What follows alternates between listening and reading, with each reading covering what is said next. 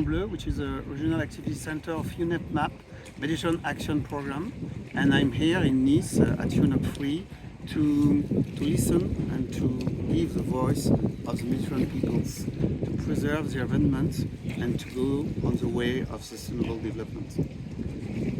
Okay, talk more about, you've spoken about biodiversity.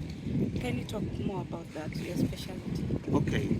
At Bleu, we are generalists, in fact, of the Mediterranean Sea, and we have an observatory of the Mediterranean Sea.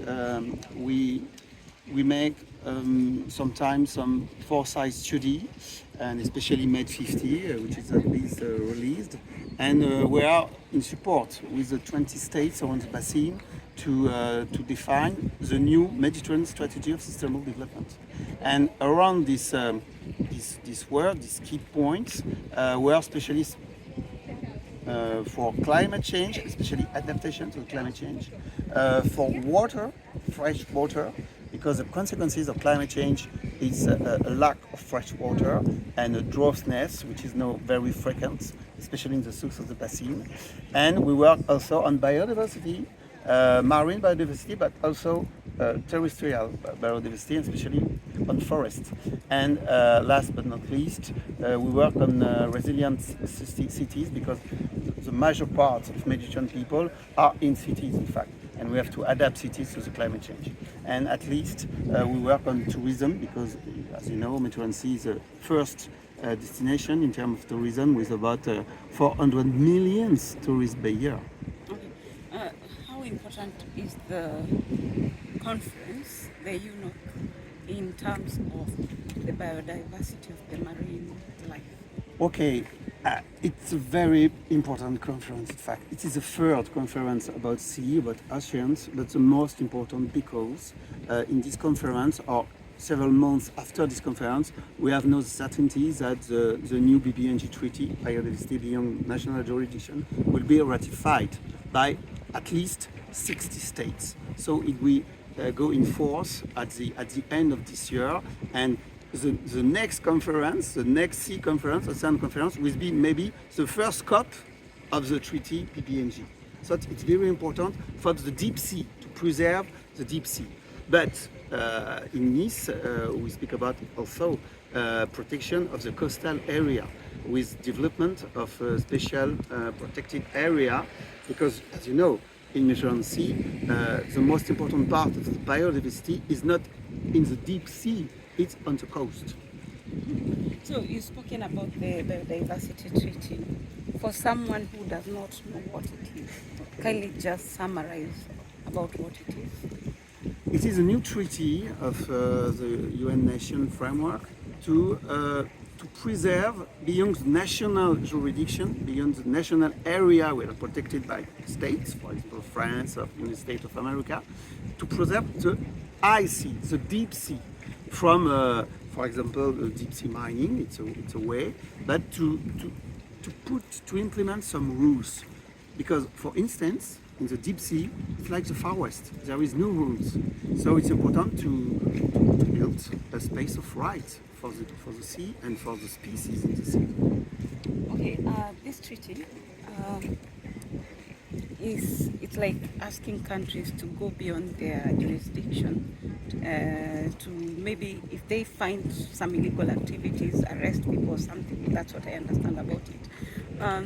What happens for nations which do not sign that treaty, but yet maybe we are neighbors. I have signed the treaty and the neighbor has not signed the treaty. Yes. What happens? In international law, the fact to sign a treaty and after to have a minimum of states to ratify it, it's sufficient to come into force. So no, after the 60 signature or the 60 ratification of the BBNG Treaty, the convention will go in force. So there will be maybe some not hard rules for the entirety of the international community, but there is a space of dialogue and to establish new rules, and these rules in law will be applied for the United States, for America, for China, because they signed the treaty. So the ratification is a formal step, to go into force. So it's really a progress of the international law of sea. After a convention of Montego Bay in 1982, it's the brand new treaty to preserve biodiversity.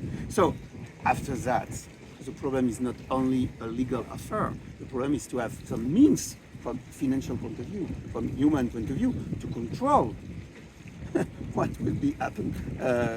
happened in the deep sea. But in law, after 60 ratification, the convention will be legally applied. So what are some of the measures that are likely to be taken for people who do not adhere to maybe what will be approved as law? What will happen? What are some of the measures? Are they yet to be discussed? I think really we are at the beginning of something with the BBNG treaty, and we are going to have some probes to precise and to go into the detail and to develop rules of law in the deep sea. But basically, if a state is in infringement with which is convinced, which is negotiated in the framework of the treaty, it could be go to the International Court of Justice, and it will be guilty to not respect the international law. So it's a progress in terms of law.